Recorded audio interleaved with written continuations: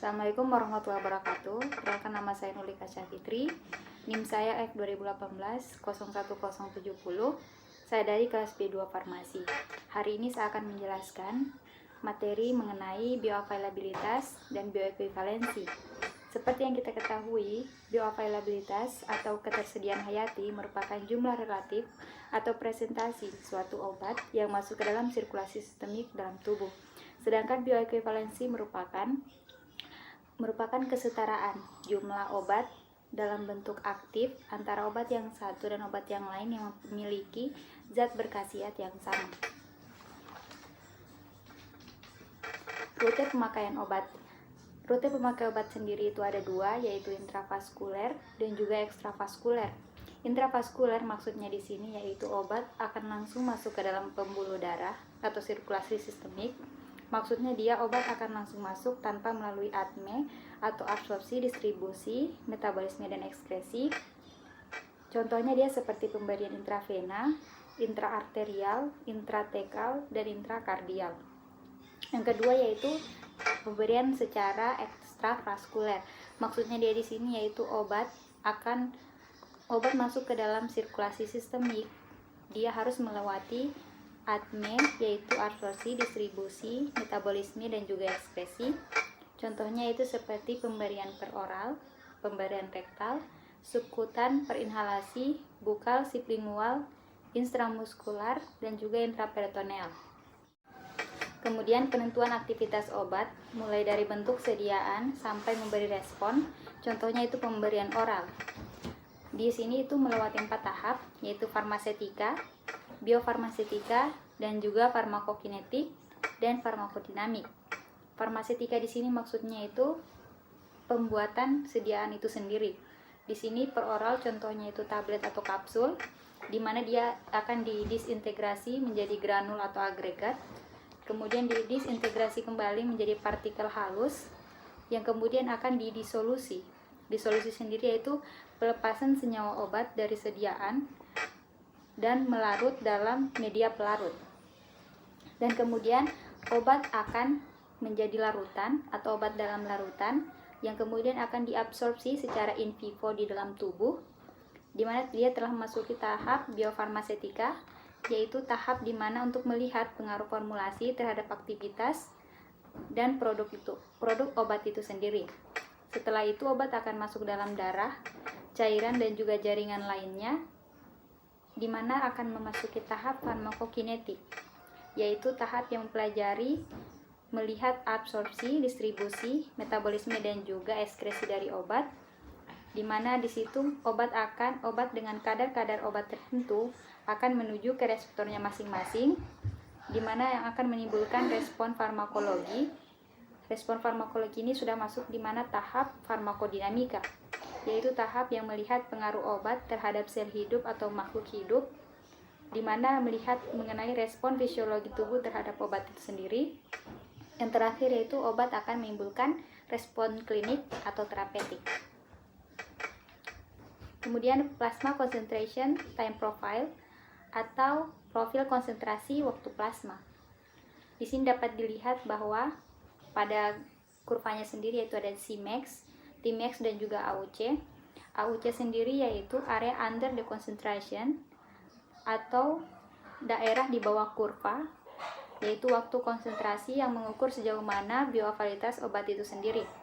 Kemudian Cmax yaitu the observed maximum concentration of drugs, yaitu pengamatan konsentrasi maksimum dari obat dari tingkat penyerapan dan tingkat bioavailabilitas obat itu sendiri.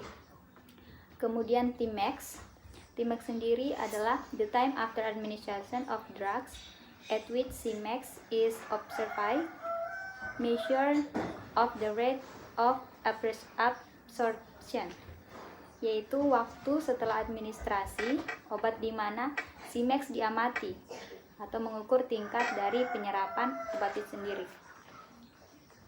Kemudian lanjut, bioavailabilitas atau ketersediaan hayati ialah jumlah relatif atau presentasi dari obat yang masuk ke sirkulasi sistemik sesudah pemberian obat dalam sediaan tertentu serta kecepatan peningkatan kadar obat dalam sirkulasi sistemik. Salah satu profil penting dari farmakokinetik obat yaitu bioavailabilitas itu sendiri. Kemudian di sini kita lihat kurva level plasma, which formulation has higher bioavailability.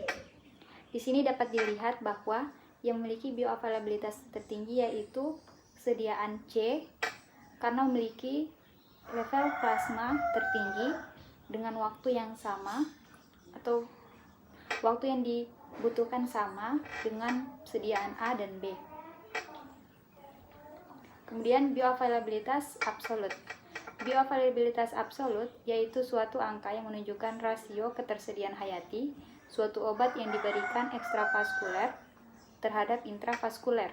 Dapat diukur dengan membandingkan AUC atau area under the concentration, yaitu area di bawah kurva, produk yang bersangkutan setelah pemberian oral dan intravena. Maksud dari rasio obat yang diberikan secara ekstravaskuler dan intravaskuler tadi, maksudnya yaitu ekstravaskuler itu misalkan contoh pemberian obat secara oral, dan intravaskulernya yaitu contoh pemberian obat secara intravena. Kemudian di sini dapat dilihat absolute bioavailability dari kurva di sini, yaitu yang dimana yang berwarna orange itu merupakan AUC dari intravena, sedangkan yang warna biru itu merupakan AUC dari oral. Dapat dilihat bahwa intravena atau sediaan yang diberikan secara intravaskuler itu memiliki konsentrasi yang lebih tinggi dan waktu yang dibutuhkan itu sama dengan pemberian oral. Berarti secara tidak langsung dapat dikatakan bahwa yang memiliki bioavailabilitas tertinggi yaitu pemberian secara intravena dibanding dengan pemberian secara peroral. Penentuan nilai F juga dapat ditentukan dengan membandingkan AUC pemberian oral dan AUC intravena. Namun yang harus diperhatikan yaitu pada penentuan rasio ini harus menggunakan dosis yang sama pada intravena dan juga oral. Kemudian selanjutnya itu relative bioavailability, di mana the relative bioavailability is the systemic availability of a drugs from one drugs product A compared to another drugs product B. Maksudnya itu bioavailability atau ketersediaan hayati relatif atau bioavailabilitas relatif yaitu adalah ketersediaan sistemik untuk sediaan obat atau untuk sebuah obat dari satu produk obat, misalkan produk A dan produk obat B. Kemudian dapat dilihat di kurva berikutnya yaitu relative bioavailability menggunakan for the same dose atau menggunakan dosis yang sama untuk sediaan oral, yaitu menggunakan contohnya dia digunakan obat oral yang contohnya itu obat generik dan juga non generik. Di situ dilihat AUC-nya atau area under the concentration, yaitu dimana pada obat oral pemberian oral untuk produk A itu memiliki konsentrasi yang lebih tinggi, sedangkan untuk produk B dia memiliki konsentrasi yang lebih rendah namun memerlukan waktu yang sama. Berikutnya, bioavailabilitas relatif.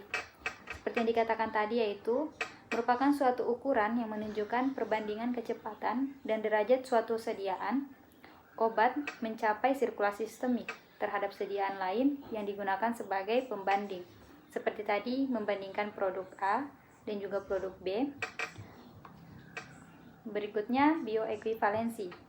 Bioekuivalensi atau kesetaraan hayati yaitu merupakan studi bioekuivalensi dilakukan karena banyak produk obat yang dianggap ekuivalen farmaseutik. Ekuivalensi farmaseutik sendiri yaitu mengandung zat aktif yang sama, tidak memberikan efek terapeutik yang sebanding pada penderita. Bioekuivalensi sendiri merupakan kesetaraan kadar atau jumlah obat bentuk aktif dalam darah dan jaringan antara satu sediaan obat dengan sediaan obat lain yang memiliki zat yang berkhasiat sama. Namun yang harus diperhatikan yaitu dalam bioekuivalensi sendiri yaitu obat yang mempunyai ekuivalensi farmaseutik atau merupakan alternatif farmaseutik dan pada pemberian dengan dosis molar yang sama menghasilkan bioavailabilitas yang sebanding, sehingga efeknya akan sama baiknya dan juga keamanannya juga tetap harus dipertimbangkan. Kemudian pharmaceutical equivalent atau ekuivalen farmasetik, yaitu yang harus diperhatikan yaitu pengujian dan juga petunjuk, di mana akan menyebabkan atau di mana akan ada kemungkinan berbeda yang dipengaruhi oleh drug particle size atau ukuran partikel dari obat, eksipien atau zat tambahan, manufaktur atau pembuatan, kemudian equipment atau peralatan, dan juga proses serta situs pembuatan.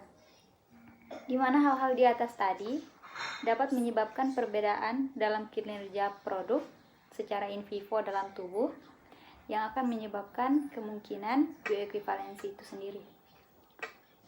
Kemudian bioekuivalensi, di mana dua sediaan yang dikatakan bioekuivalensi apabila nilai parameter-parameter farmakokinetika yang dibandingkan tidak menunjukkan perbedaan yang bermakna secara statistik, terutama Cmax atau concentration max, kemudian Tmax atau time max, kemudian dan AUC atau under atau area under the concentration, ataupun kalau ada perbedaan tersebut tidak lebih dari 20% saja. Kemudian di sini dapat dilihat contoh uji bioekuivalensi di mana menggunakan obat uji furosemid yang dibandingkan, yaitu furosemid obat generiknya dan juga yang non generik sebagai pembanding. Di sini dapat dilihat bahwa pada generik dan non-generik memiliki Tmax, Cmax, dan juga AUC yang berbeda-beda. Dari data uji bioekuivalensi di atas dapat disimpulkan sebagai berikut. Nilai ketiga parameter ketersediaan hayati menunjukkan perbandingan cenderung memberikan derajat ketersediaan hayati yang sedikit lebih baik. Ini dapat dilihat dari Cmax dan AUC yang sedikit lebih tinggi. Tetapi nilai ini tidak dapat mencapai kebermaknaan statistik. Itu harus digunakan uji T pasangan P lebih besar daripada 0,05. Kemudian berikutnya, dari segi kecepatan rate, generik nampaknya sudah lebih baik, ditunjukkan dengan nilai Tmax yang lebih singkat, tetapi perbedaan ini pun juga tidak bermakna secara statistik. Kemudian kecepatan eliminasi kedua sediaan didapatkan sama. Waktu paro eliminasi adalah 1,8, kurang lebih 0,2 jam, dan juga 1,9, kurang lebih 0,3 jam. Untuk generik dan non-generik. Profil kadar furosemid kedua sediaan menunjukkan kurva yang identik. Dapat dilihat dari kurvanya bahwa sebenarnya antara generik dan juga non-generik itu memiliki hasil yang hampir mirip antara Cmax, Tmax, dan juga AUC-nya. Namun untuk sediaan non-generik dia memiliki plasma level yang lebih tinggi atau sedikit lebih tinggi daripada furosemid secara furosemid yang generik, namun memiliki waktu yang sedikit lebih panjang atau lebih lama daripada yang non-generik. Saya kira cukup sekian presentasi dari saya mengenai materi bioavailabilitas dan juga bioekuivalensi. Lebih dan kurangnya mohon dimaafkan. Wabillahi taufiq wa hidayah. Wassalamualaikum warahmatullahi wabarakatuh.